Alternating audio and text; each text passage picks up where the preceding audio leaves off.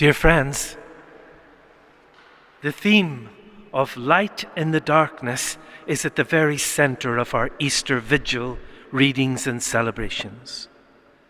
As the new Paschal candle was lit from the Easter fire outside and carried into the cathedral, these profound and hopeful words were spoken: "May the light of Christ rising in glory dispel the darkness of our hearts and minds." Friends, in recent months, dark clouds of war and violence have overshadowed the coming of spring and the promise of hope that springtime naturally brings into the world.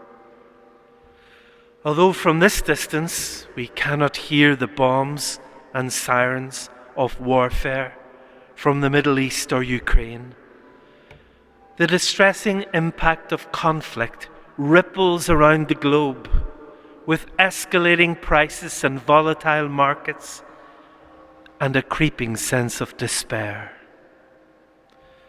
Proponents of so-called modern warfare try to tell us that attacks can be clinical and contained, but that's an illusion. We're deceiving ourselves to think that the ongoing use of rockets and bombs in built-up areas, or the destruction of essential infrastructure, roads, bridges, water, and fuel stations, does anything other than spread fear and terror among innocent civilian populations. Let's be clear. War corrupts and depresses. War is a defeat for humanity.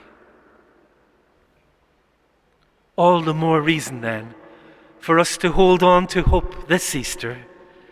This is the season of darkness into light, of the hope that doesn't disappoint.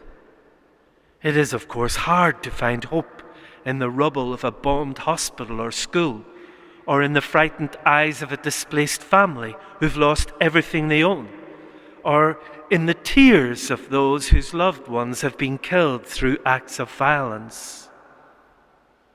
But the promise of Easter is that the risen Christ defeated the darkness of evil on the hill of Calvary. That good news is needed this year more than ever, and it is our mission as Christians to make it known.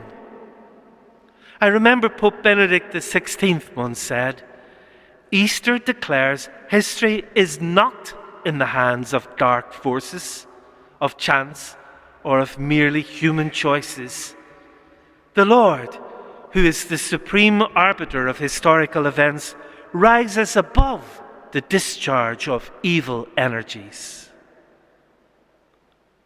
Although it was very early in the morning and still dark when the women came to the tomb with spices to anoint the body of Jesus, an angel bathed in light says to them, "There is no need for you to be afraid. I know you're looking for Jesus, who was crucified. He is not here, for he has risen, as he said he would." And the women who came in sadness and grief and darkness now run quickly. They're filled with joy and hope to share the good news with others.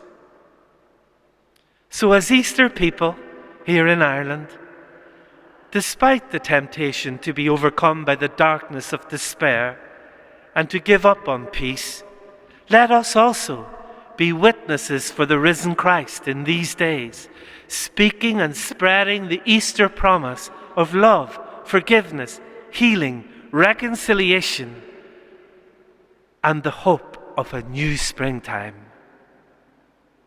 May the peace of the risen Christ be with you always.